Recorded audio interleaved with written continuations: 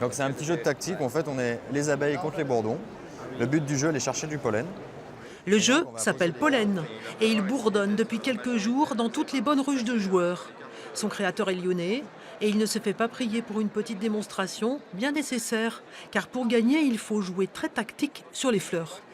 Très bien, très efficace, très facile, très simple d'accès. Je suis à la fois un très gros joueur des jeux de société et je suis axé énormément sur l'environnement. Je suis animateur nature et je travaille avec les jeunes, donc c'est quelque chose qui me touche beaucoup. Le contenu du jeu a été élaboré en collaboration avec les spécialistes des insectes de l'association Arthropologia, car on s'y instruit aussi. Il y a eu des discussions pour être sûr de faire vraiment un jeu qui colle à la réalité, autant au niveau des dessins, autant au niveau de l'histoire dans la nature. Bon, après, ça reste un jeu avant tout, hein, mais c'est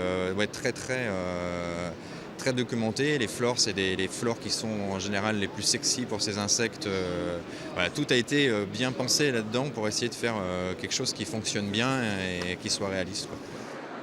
L'éditeur du jeu, lui aussi lyonnais, s'est fait une spécialité de cette collaboration avec des scientifiques naturalistes, car sa démarche est tout entière autour du développement durable. Dans la fabrication, on s'attache vraiment à chercher des fournisseurs, des fabricants pour chaque élément du jeu.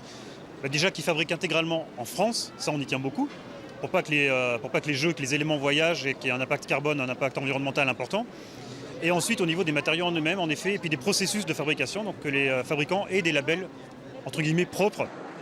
Pollen et ses créateurs espèrent butiner très large ce week-end au Festival international des Jeux de Cannes, le plus important de France.